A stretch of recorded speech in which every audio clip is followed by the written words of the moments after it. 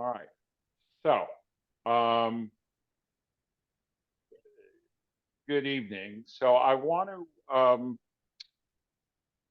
introduce the class tonight with a couple of comments. One is that um, the sources that I'm going to share with you tonight um, are compiled from primarily from two different places. One is a source sheet for a shiur for a class that Professor Reuven Kimmelman of Brandeis University gave last week over Zoom for conservative rabbis. And the other is from an article that was published several years ago by Michael Walzer. Michael Walzer is one of the most important contemporary American philosophers and political theorists. He's retired from the Institute for Advanced Study at Princeton. Um, he wrote in the late 60s sort of the Bible, no pun intended, on this subject called Just and Unjust Wars. I read it in college, in an ethics and public policy class. And Walzer is interesting in that he is not I mean, he's a Jew who's a philosopher. He's not primarily a Jewish philosopher, but he has enough command of Hebrew and enough command of Jewish sources that he's also able to write in areas of Jewish thought, although that is not his specialty. But in this very small, interconnected Jewish world, I attended a program last night sponsored by the Jewish Federation and the Shalom Hartman Institute, looking. I mean, it was interesting because it was the first program that since the war started that I've participated in that was not specifically for rabbis, that was not programmatic, like what do we do now? It was more philosophical. But one of the panelists is a friend of mine by the name of Hadar Suskind, who is the CEO of Americans for Peace Now, and Michael Walzer is on the board of Americans for Peace Now. And Hadar confirmed that he had spoken to Walzer earlier that day, and that Walzer said that, in his opinion, Israel's war against Hamas met the criteria for being considered a just war, according to both secular and Jewish theories. Now, that gives me a couple of segues. One, as Walzer says, and as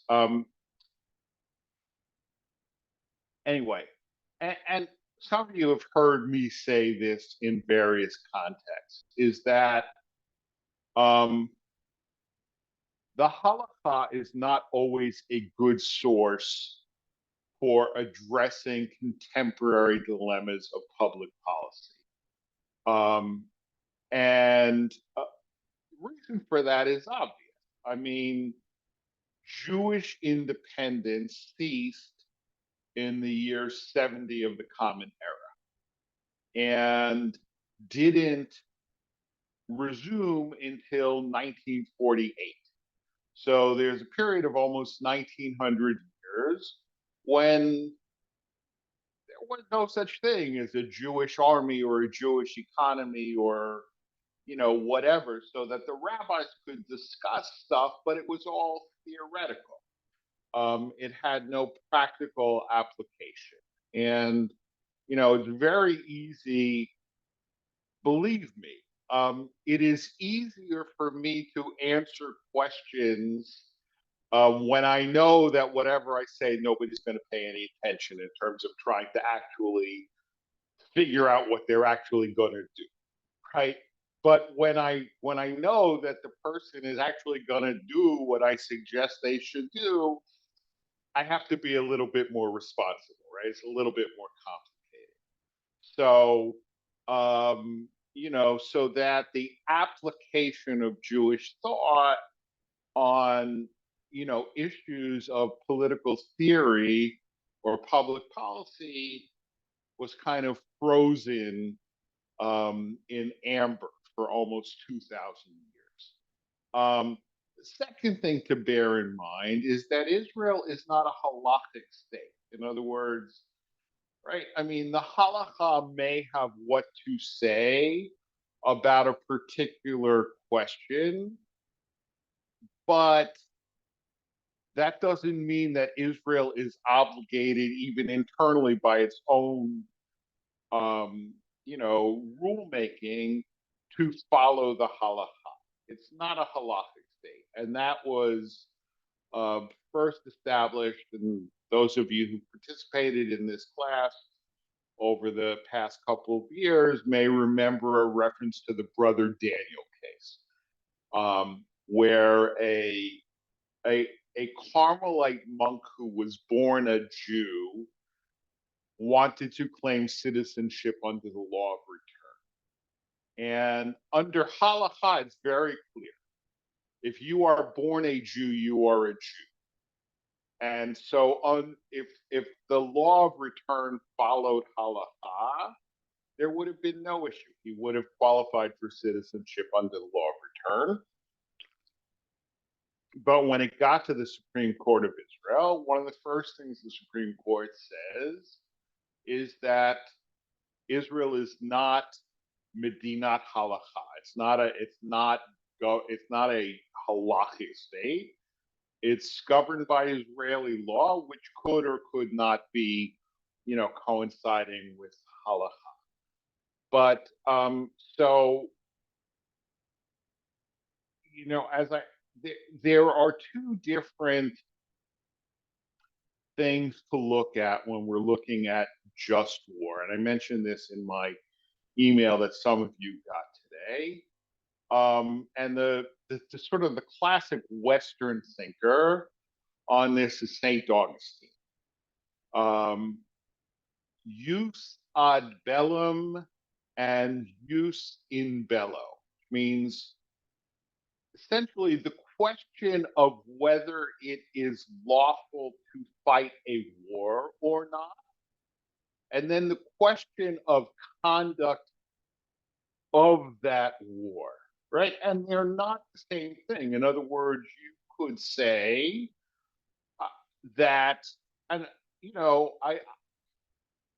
I want to assume, hopefully it's a safe assumption that everybody here would agree that Israel has the right to fight this war against Hamas, that it is a just war in terms of jus ad bellum, for sure, right? It is a war that Israel has a right, according to all, unless you're a strict pacifist, in which case hard for you to be pro-Hamas, but Israel has a right to fight this war. That is a different question than whether the actions that Israel is undertaking are always correct according to just war theory, right? They're two separate questions.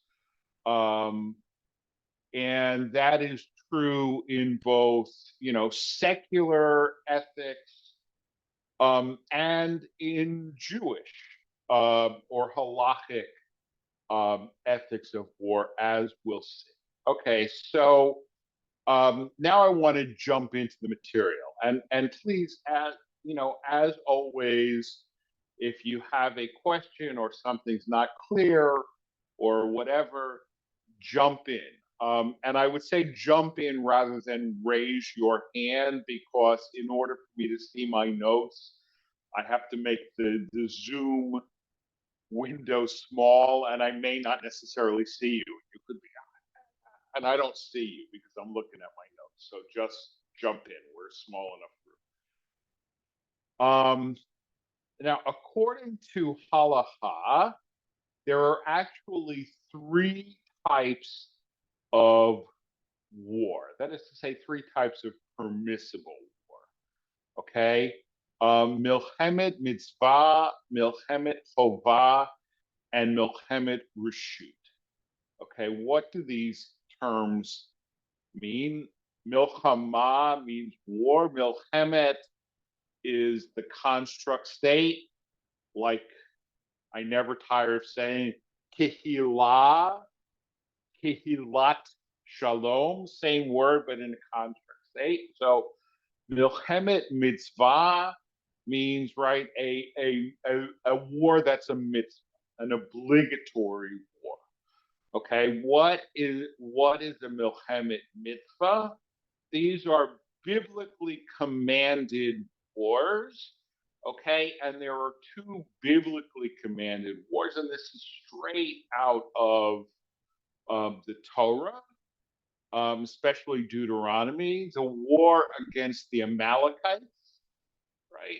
I mean, we read about that every year before Purim, what the Amalekites did, and it is a biblical mitzvah to destroy the Amalekites. Okay, and it is a biblical mitzvah to destroy the seven Canaanite nations. Okay, this is considered a milchemet mitzvah, an obligatory war.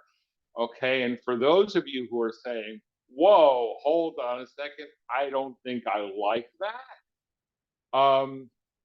Neither of these mitzvot have any contemporary application. Okay, because these nations no longer exist, right? Primarily because of the Assyrians. Okay, the Assyrians had a policy, and I mean, you all know me. I could spend 10 hours on just this, but I'll try not to. Okay, the Assyrians had a policy in, and the Babylonians also. When they conquered a territory, they deported a big chunk of its population, and then they brought in other people from other parts of their empire, right? And so the Amalekites became assimilated among the rest of the peoples of the Middle East. The seven Canaanite nations became assimilated among the rest of the peoples of the Middle East, and therefore these mitzvot are no longer applicable because the nations that we are, right? There is a mitzvah of genocide. We are commanded to exterminate these nations. Not so good, but they don't exist. So the mitzvah has kind of already been fulfilled in that sense. Now, one thing that is very dangerous, in my opinion, is mixing up homiletic rhetoric and actual tachlis halacha. Okay, and Netanyahu gave a speech earlier this week where he said Hamas is Amalek and it's a mitzvah to eradicate them. That's rhetoric. I mean, Netanyahu's not a rabbi. He's not only a rabbi, he's a chazer fresser. Um, he's not observant in any way, and therefore his labeling Hamas as Amalek has no halachic seriousness whatsoever. But that kind of rhetoric is dangerous. I mean, before Rabin was assassinated and Netanyahu was an enthusiastic participant in the incitement against Rabin, used similar types of rhetoric. He was a rodef. A rodef or a moser. These are categories of people that it is permissible and indeed obligatory to kill. And then after it, really mean that it was just rhetorical. Okay, but you have to be careful with your rhetoric, right? Because you may mean it just sort of rhetorically or homiletically, but somebody could listen to you and take it quite seriously. Okay, so there's no such thing as a milchemet mitzvah. Okay, milchemet reshut means essentially an optional war. Okay, what is an optional war? The king notices that the neighboring kingdom is weak, has resources. I'd like to expand my kingdom. Okay? That is an optional war, meaning it's permissible, but it's not obligatory. Okay? Now, there's no such thing as a milchemet reshut anymore either. Okay? Because the king cannot embark on a milchemet reshut without consulting the Urim and Tumim. Okay? The Urim and Tumim were essentially a divine Ouija board that the high priest had. Okay. And you have to go to the high priest and ask, does God approve of this? Right. And then there's no temple, there's no high priest, there's no Urim and Tumim. Therefore, the Urim and Tumim can't be consulted, and therefore, the category of a milchemet reshut, an optional war, again, it's inapplicable, at least halachically. Having said that, I mean, I think the idea that Israel should not engage in optional wars is still kind of ingrained in the Israeli psyche. Right? I mean, I was in Israel in 1982 when the Lebanon War broke out. Okay. And this was the first war in the history of Israel that many people in the Israeli populace considered to be a war of choice, a milchemet reshut, a war of choice, rather than a milchemet ein brera, right? A war that we have no choice but to engage, right? And so it was the first time that there were ever demonstrations in Israel against a war while the war was going on. I mean, I remember.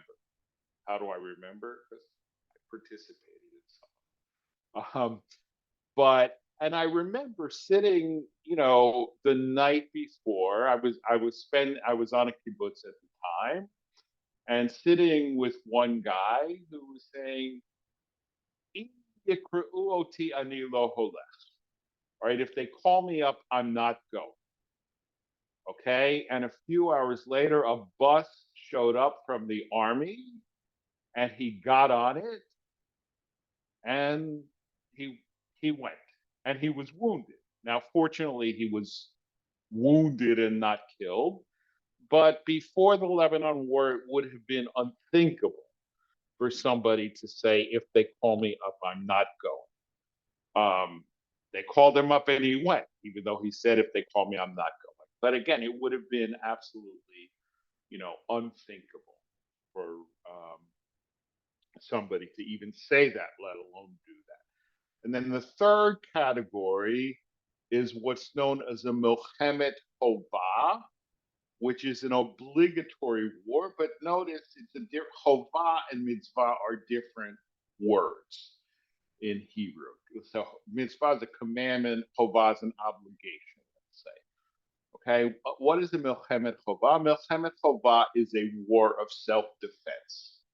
Okay, you are attacked, you are defending yourself, or you are clearly going to be attacked, and you are engaged in a preemptive war, right? You don't have to wait to be attacked, right? In 67, Israel didn't wait to be attacked, but it was clear that they were going to be attacked. And I think, you know,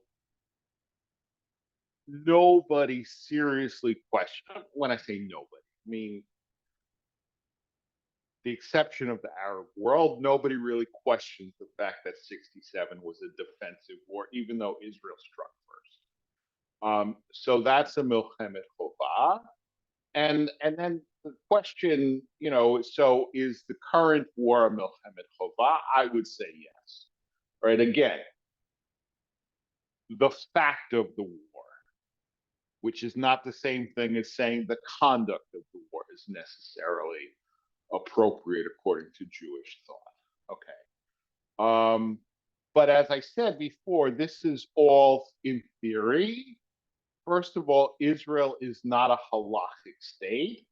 And second of all, Israel is a member of the UN and a signatory to the Geneva Convention. And so, even if Israel were to say, well, you know, halacha allows me or even requires me to do X, Y, or Z, if it's contrary to international law, then you can't do it, right? You can't, I mean, in theory, right? Plenty of countries do things that they're not allowed to do, right? But in theory, you can't do it because you're a signatory to the Geneva Convention and therefore obligated by the internationally accepted laws of armed conflict. Okay. So I want to look at a few different questions within the conduct of war. These are not necessarily in any particular order. Okay, I'm not as disciplined a thinker to be. It's not a treatise; it's more an anthology. Um, so the question of a siege, okay, and relevant because I mean Israel, the IDF announced a few hours ago that Gaza City now is completely surrounded by the IDF. So Maimonides, this is from Walzer. Maimonides says on besieging a city in order to seize it, we must not surround it on all four sides, but only on three sides, thus leaving a path of escape for whoever wishes to flee to save his life. Okay, so that is a quote, a translated quote from Maimonides. All right. If you're besieging a city, you can't surround it on all four sides, only on three. If somebody wants to escape, you have to let them escape. Now, Walzer says, of course, a city surrounded on only three sides is not, in fact, surrounded.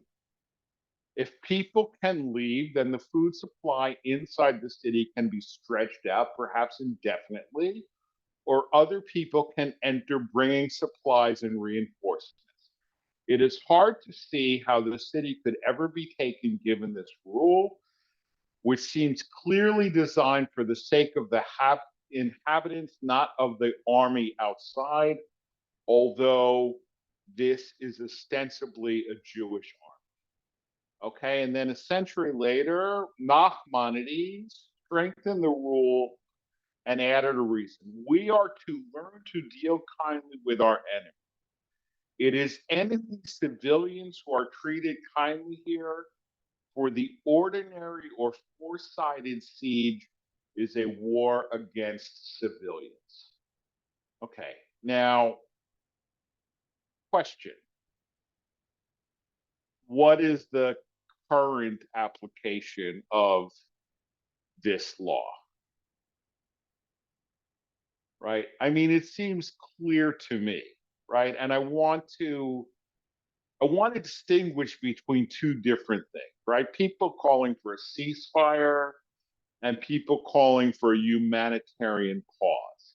It's not the same thing, right? A ceasefire was in place on October 6th, right? I mean, if Hamas wanted a ceasefire, don't do what you did on October 7th, right? You don't get to kill 1,400 people and then say, oh, right, hit the reset button.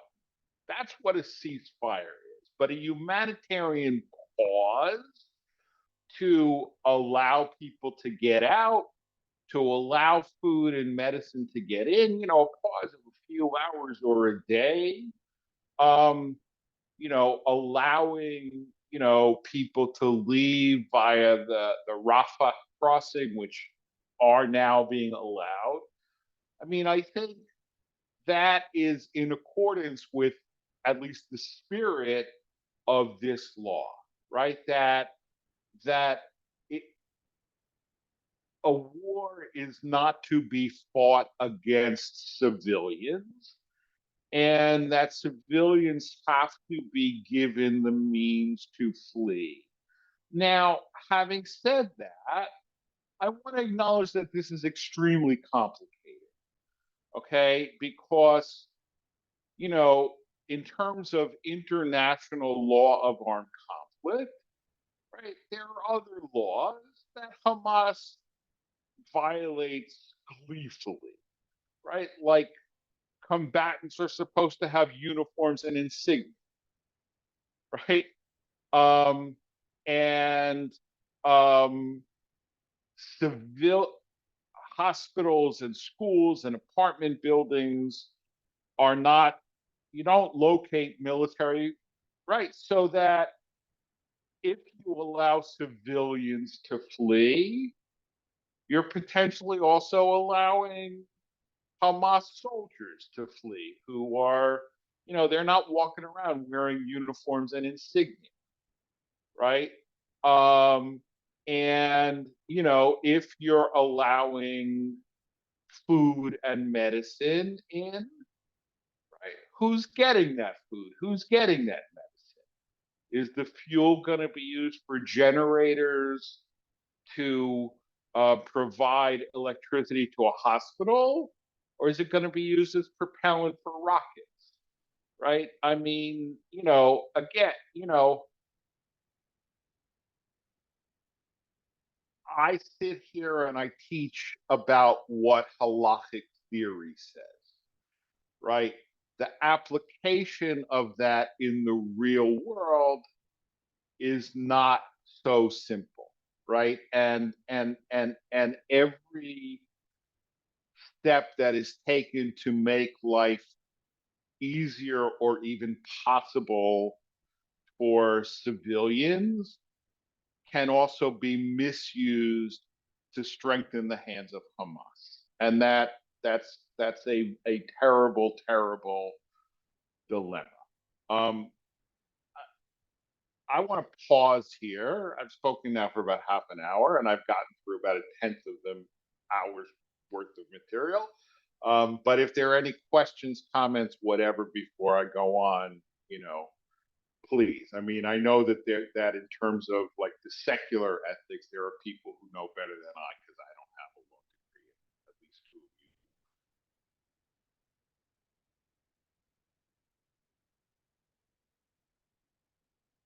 you. All right, seeing none, I'll go on. Okay, so um, here's another. This is from Maimonides' Sefer HaMitzvot, the Book of Commandments, Mitzvah 529. And unfortunately, I have it only in Hebrew. I don't have like an English translation, so I'm going to read and translate. Um, but before I do, so there is this mitzvah that is known in rabbinic parlance as Bal Tashchit. Bal Tashchit means not destroying things that are good and useful for people. Okay. And it comes from, there's a mitzvah in Deuteronomy: when you are besieging a city, you cannot cut down fruit trees. Okay. You cannot cut down fruit trees, even if you are using the wood to construct siege ramps and so on and so forth. You can't cut down fruit. Okay. And this mitzvah has been expanded greatly by the rabbis. Okay. So here's Maimonides Mitzvah 527. Shalol lahashchit ilanei ma'achal. Not to destroy fruit trees. שנמננו מלכרות האילונות כשניצור על עיר כדי להצר לאנשי העיר ולהרחיב ליבותם. We are not allowed to destroy these trees when we besiege a city with the purpose of causing distress to the residents of the cities, and to hurt their hearts. In other words, right, why would we cut down fruit trees?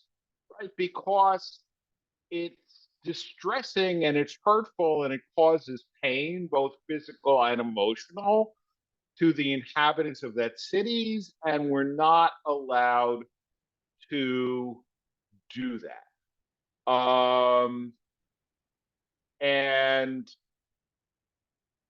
he goes on, and from this, we have further implications. Shelo lasot shum hefsed, not to cause any loss, kagon lisro, like burning down the city, or likroa beged, or lishbor kli. We can't even tear their clothes or break their household vessels without a purpose, levatala. Meaning, if there's like a military reason why you would have to knock down a house or destroy property, that could be permissible. Okay, but simply to destroy property to cause pain or distress or loss to enemy civilians is forbidden. Okay, absolutely forbidden. And thus, according to Maimonides, and also, by the way, according to the IDF code. And here's a true story. Some of you may have heard me tell this story before. I have a friend who was in the IDF in Lebanon in '82 during the Lebanon War, or I should say the first Lebanon War. And he was in a unit that is known as Handasa Kravit. Handasa Kravit, the English translation of Handasa Kravit is battle engineering. Okay, what is battle engineering?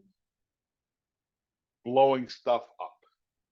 Okay, so they get to a village in Lebanon where the inhabitants have fled. Okay, it's a war zone, people flee.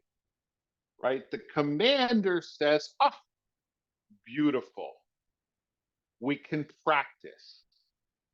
We'll blow up the village, we'll blow up all the houses in the village, and nobody will get hurt because they've all fled. Right? And my friend Aryeh speaks up to his commander and says, no, right? This is against the rules of the IDF. Aleph, I am not participating. Bet, if you do it, I am reporting you up the chain of command because this is not allowed. And the commander looks at him and was somewhat astonished, but said, you know what? You're right. We won't blow up the town. Okay. Now, Is that a good story or a bad story? Right? It's it's both, right? I mean, it's good because the town didn't get blown up, right? It's bad because if my friend Aryeh hadn't spoken up, it would have gotten blown up, right? But this illustrates the fact that, you know, it's not allowed to do these things unless there's, and practice is not considered a sufficient military reason, right? I mean, I don't know, you need to knock down somebody's house because you need the raw material to build a bridge or something. I don't know, conceivable, right? But just to cause loss or pain or distress, not allowed to destroy uh, you're not allowed to destroy property. Okay. Rabbi, would it be fair to say that the rationale for these rules is that all wars will come to an end and society is going to need to rebuild, and so you have to have some infrastructure in place to permit life to go on? Um, I mean, and I think it's a basic idea of not losing sight of the humanity of the other side, right? That they are human beings who are caught in an unfortunate situation, right? And I think it also, and Joe, I know you've heard me speak about this, right? There are certain mitzvot that are given to develop positive character traits in us, right? That cruelty is not a positive character trait, right? And that we should not do cruel things, right? Because and I look, and I think history bears that out. Okay. Um, if our way of thinking allows us to dehumanize the enemy, right? We will eventually dehumanize our own people who don't agree with us, right? And we see this, right? I mean, we see this in this country, right? How it started with dehumanizing, you know, Mexicans and gays and whatever, and now it's dehumanizing Democrats, right? I mean, you have to stay away from negative character traits because you can't just press the off button. Right? You can't just press the off button. And so this is so destruction. There is also, I think, a very strong ethos, just stated explicitly in this, not to destroy things that are useful for people. Right? It's a very strong ethos, and I have to say that I mean, I have a very strong aversion to wasting food. Okay, and I particularly have a very strong aversion to wasting food that once had a face. Right? I mean, it's bad enough if you're a cow or a chicken or a fish that you're being killed so that we should eat you. But to be killed so that we don't even eat you and you sit in the refrigerator for 2 weeks and then we throw you away, to me, that's just unacceptable. Okay. And so it results sometimes in fights over whether we're going to eat leftovers or not. Right. But I have a very, but I think that aversion to waste has Jewish sources. We're not supposed to waste stuff. You were God. Go ahead, Jonathan. You were talking about not cutting down fruit trees. Do I remember correctly? There's also a prohibition against salting the earth. that it would turn it infertile? I'm not aware of that.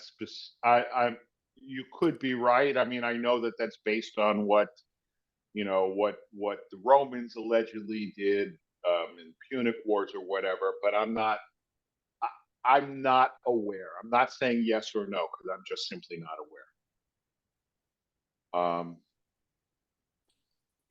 All right.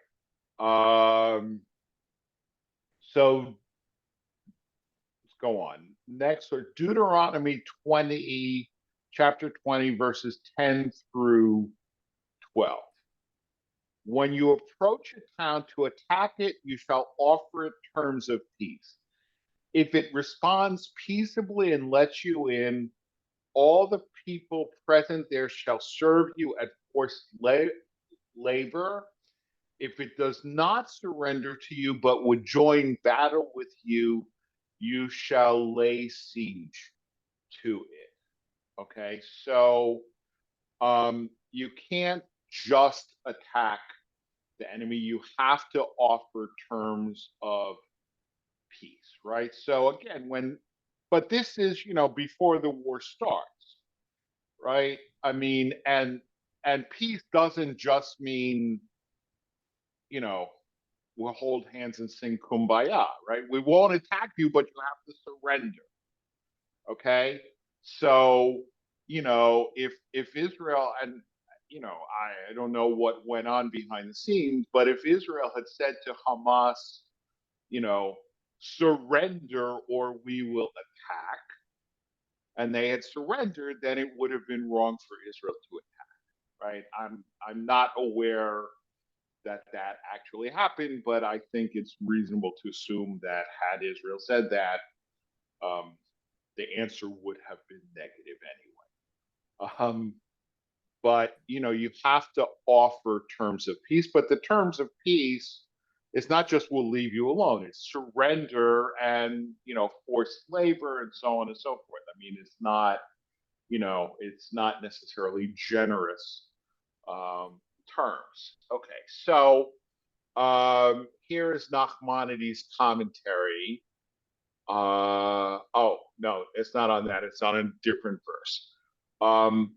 Ki tetzei machane al oivecha v'nishmarta mikol devara. When you go out in battle against your enemy, you shall keep far from every bad thing, right? Nishmarta mikol devara. All right, and if you look at it in its context, it's really talking about like sexual stuff. Okay, you should not, do bad sexual stuff while before you go out to war. But Nachmanides expands this greatly. Okay, it seems to me regarding this mitzvah, that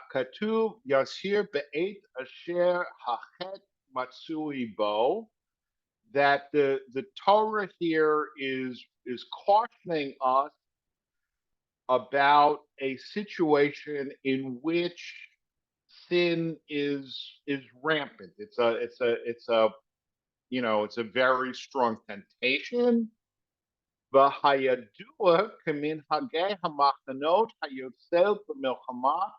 Because it is well known that when armies go out to war,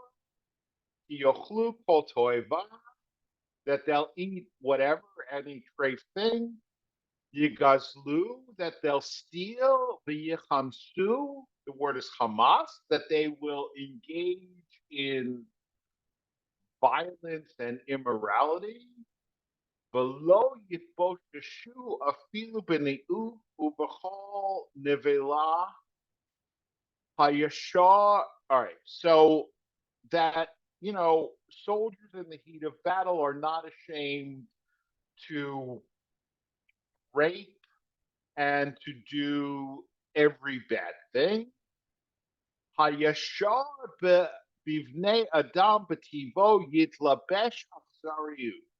That even the most honest person, the most gentle, the most, respectable person, Yitlabesh Azari, he will dress himself in cruelty. He will wear cruelty. Bahama and Kitset Machane al Oyev al Kain, he's here that essentially when the army goes out to war, all morality gets thrown out the window. And that's why the Torah is very, very specific here. You shall keep away from every evil thing. Okay. That, we're especially in a situation of war, we're tempted to engage in cruelty and rape and theft and not allowed to do these things. All right.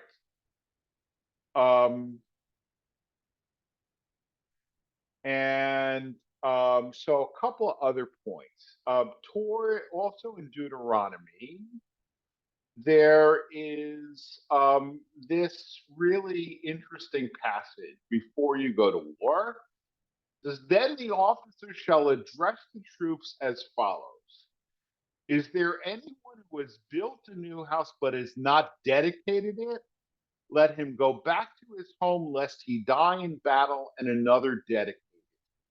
Is there anyone who has planted a vineyard but has never harvested it? Let him go back to his home lest he die in battle and another harvest it. Is there anyone who has paid the bride price for a wife but who has not yet taken her into his household? Let him go back to his home lest he die in battle and another take her into his household as his wife. The official shall go on addressing the troops and say, is there anyone afraid and disheartened? Let him go back to his home, lest the courage of his comrades flag like his. Okay, so very specific exceptions, right? You built a house, you haven't lived in it, you're engaged, but you haven't got married, you planted a vineyard but not harvested it, go back because you could die and not get the opportunity to do these things. But then if you're afraid, go back home. Right? If you're afraid, go back home, right? Because we don't want your fear to infect everybody else. Okay. Now, so the first three are very specific categories. The second is much broader because anybody can claim I'm afraid, right? I mean, right? They didn't have polygraphs, right? If somebody claims they're afraid, the army's going to say, no, you're not afraid, go fight, right? So, but Professor Kimmelman says this means a war cannot take place without popular support, right? Because if if there's no popular support, then everybody can say I'm afraid, and they get their exemption, right? I mean, right? I mean, if you look at Vietnam, right? I mean, it didn't have popular support, right? And people tried to get out of the not everybody, obviously, but a lot of people tried to get out of the military by any means they could. I mean, if you look, go to either JTS or HUC, where they have a picture of every graduating rabbinical school class in the corridor, right? And you'll see that, 15 people a year, 20 people a year, right? 1972, 50 people, right? 50, right? And then the war is over and it's back to 15, 20 people, right? No, true story, right? Do you think it is because there was such a religious revival in the American Jewish community in the late 60s and early 70s? No, it's because of the the seminary student exemption, right? So, in the Torah, you don't have to go to rabbinical school to get out of serving in the military if you don't support the war. You just say, I'm afraid, and you're exempt. Okay.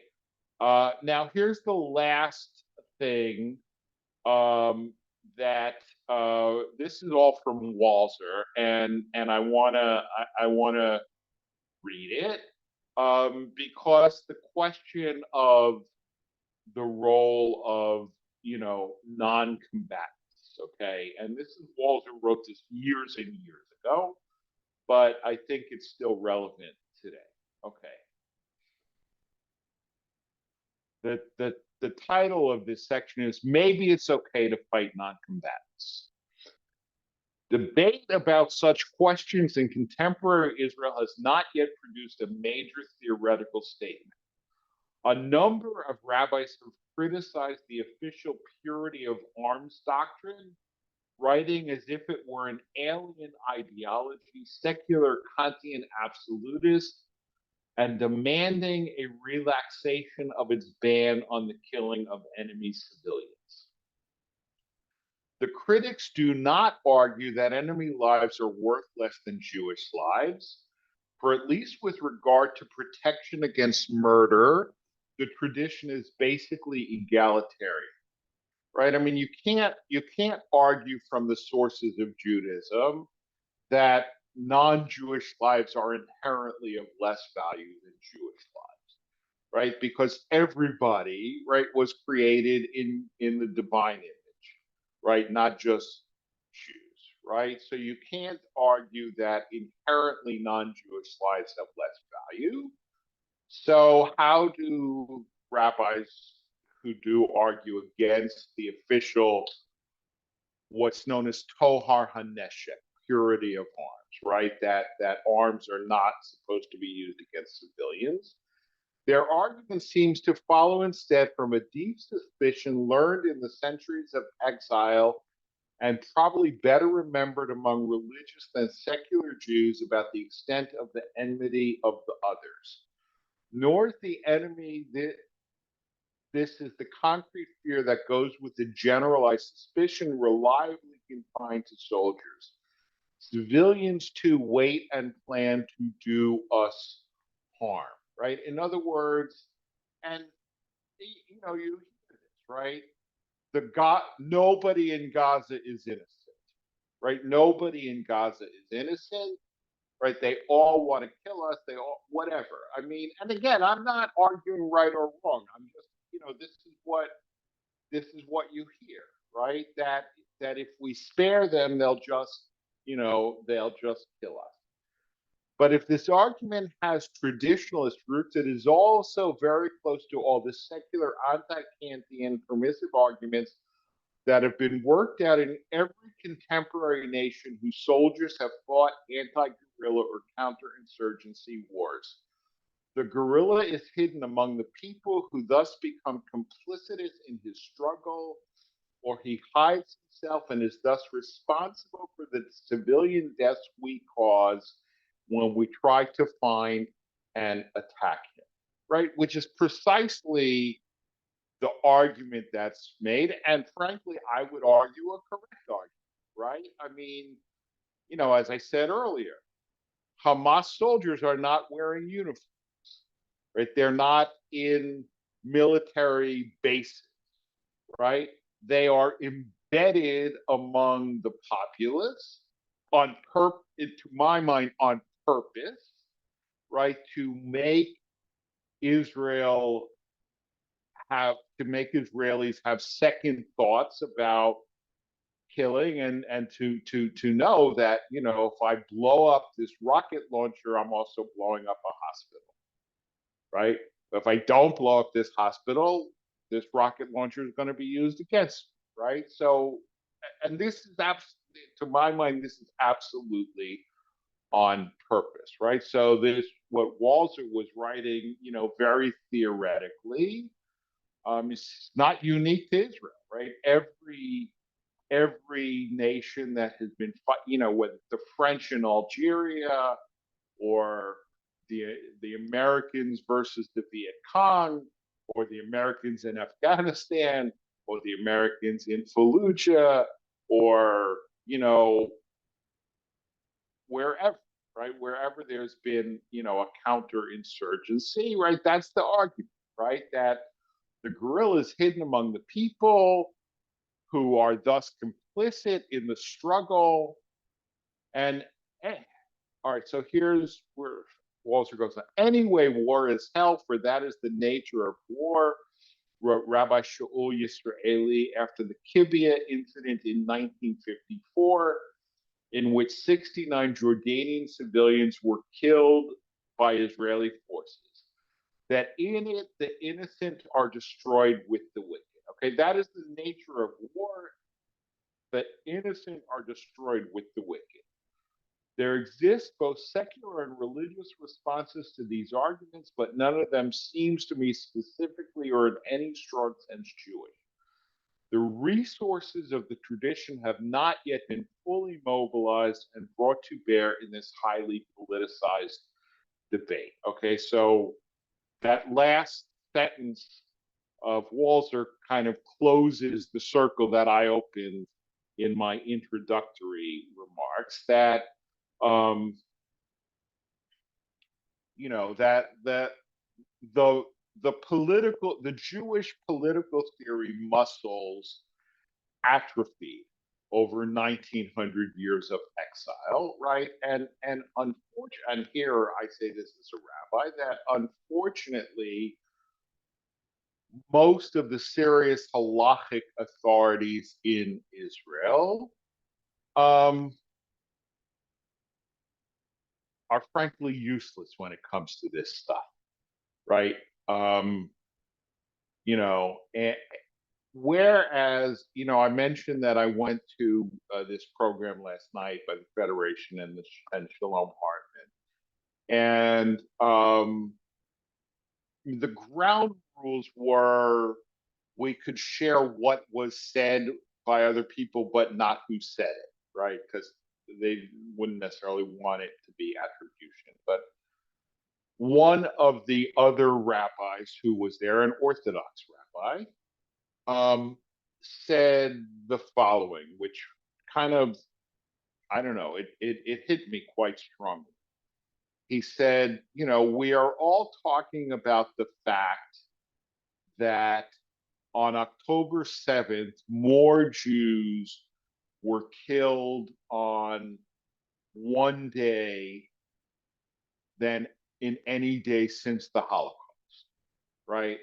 And this is undoubtedly true, and it is, something very serious, and frankly, something that justifies the war against Hamas, and it absolutely does. We are not also grappling with the force that in the last 3 weeks, Jews have killed more non-Jewish civilians, right? I mean, more non-Jews were killed in the 73 war than have been killed so far in the war against Hamas, but they were soldiers, right? This is, 8,000-9,000 civilians, right? The most civilians that have been killed by Jews in any 3-week period since the Bible, since literally the Bible, right? And what does that mean? And again, I mean, I believe firmly that prosecuting this war is just. And I also believe, I mean, having said that, when I hear people talking about Israeli genocide, I mean, give me a break, right? I mean, if Israel wanted to commit genocide in Gaza, there wouldn't be 9,000 dead, right? There'd be 900,000 dead, right? I mean, Israel could flatten Gaza in 2 seconds if that's what Israel wanted to do. Okay, it does not mean that mistakes are not made. It does not mean that, sometimes the IDF is not as careful as it's complicated. It is complicated. And again, as many of you have heard me say, and I think it was H.L. Mencken, but I'm not sure, every problem has a solution that is simple, elegant, and wrong, right? And we have to grapple with this, right? But, you know,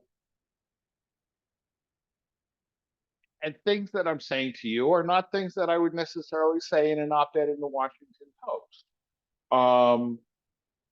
Because Israel has to win this war, right? If Israel does not win this war, there will be no Israel, right? Because Hamas doesn't want to liberate the occupied territories, right? I mean,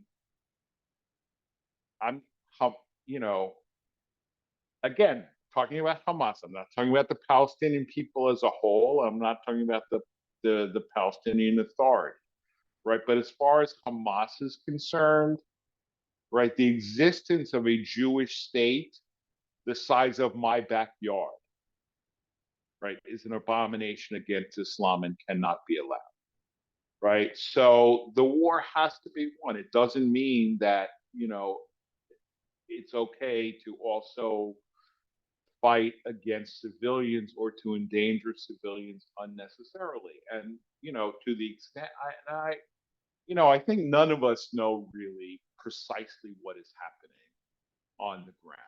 And, it's a mess. It's very difficult, but I don't want us to lose our moral bearings as we, observe the situation. I will shut up. Questions, comments, rebuttals, whatever. Now, is yeah, Sue. I had two things that came to mind while you were speaking.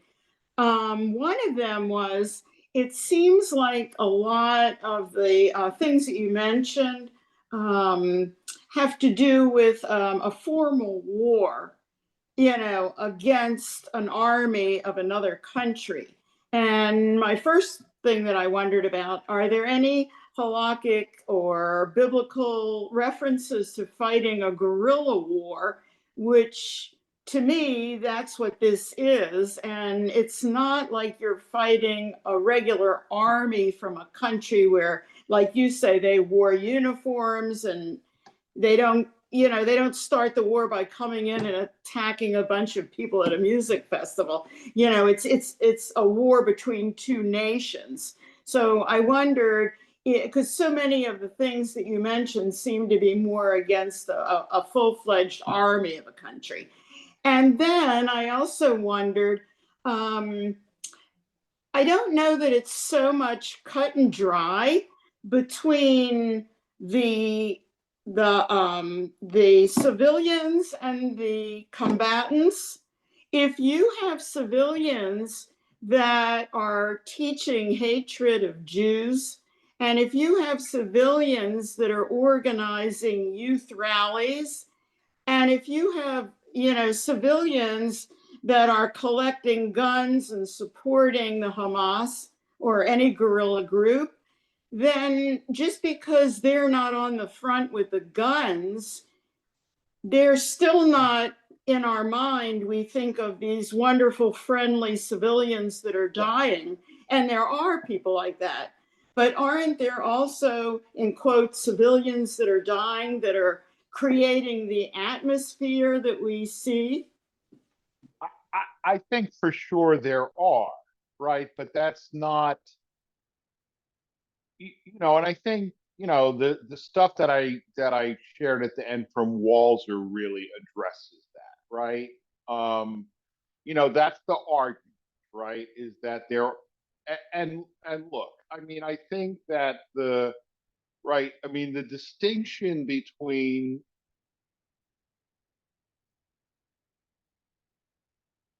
the civilian, right? I mean, civilian and non-combatant are not necessarily the same thing, right? I mean, to give you an example, okay, I lived on a kibbutz on the Jordanian border from 1968 to 1988, okay, before there was a peace treaty between Israel and Jordan, although it wasn't particularly a hostile border, but technically there was a state of war between Israel and Jordan, right?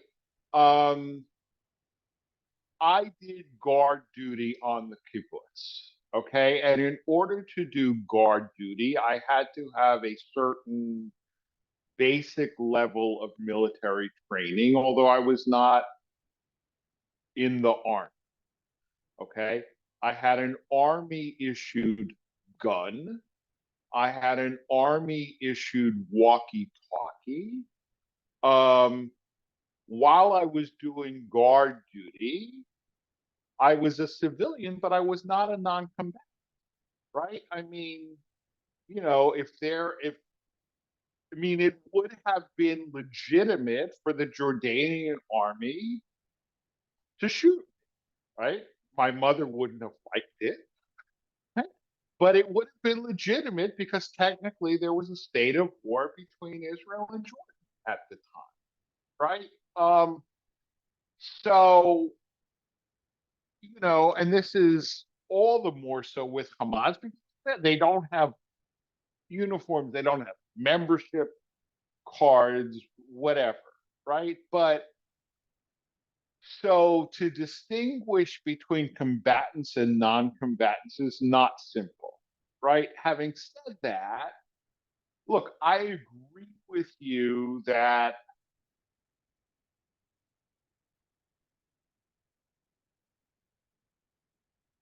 Gaza society, certainly to the extent that the schools are controlled by Hamas and the mosques are controlled by, teaches hate. But you can't kill an entire people because they're taught hate, right? I mean, that's just,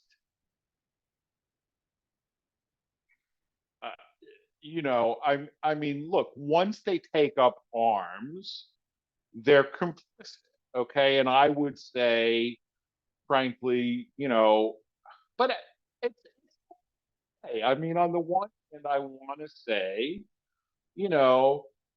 if Hamas is, building a command and control center in the basement of your apartment and you know about it, you're complicit. But who are you supposed to report that to, right? I mean,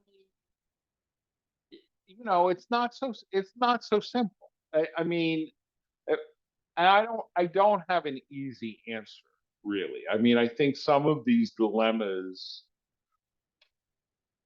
there is no easy answer. This is Marcia. Marcia. Just a couple of comments. First of all, 47% of the Gazan population is under the age of 18. So when we're talking about complicitness, we're talking about a lot of children. So we should remember that.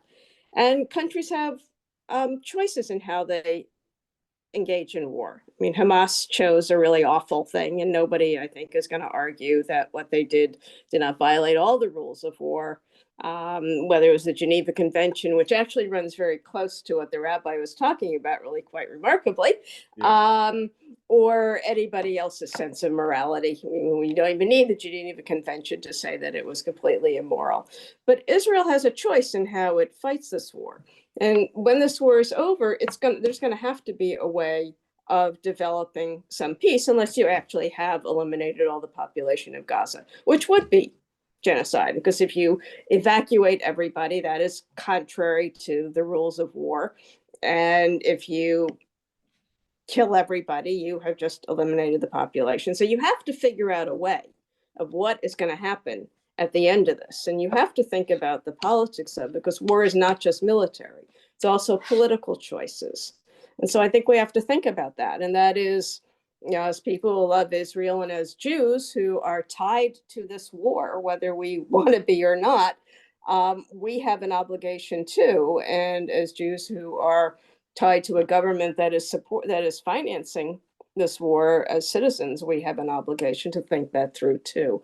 So everybody does have choices, and how you engage in that war and whether you are performatively announcing your intent to strafe the population or whether you were seriously doing it, you have to think about that. And so I thought this was really interesting because the paper that I had sent to the rabbi, which was from the Atlantic, talks about why Israel should obey Geneva even when its enemies do not. It doesn't mention our Bible in it, but there's follows so closely, like almost everything the rabbi talked about fits in with the modern rules of war. That I thought that was very helpful. But those were just my thoughts on how we should be thinking about this too.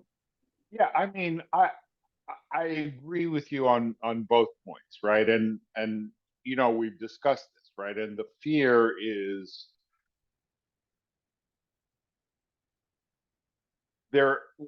what is the plan for the day after the war?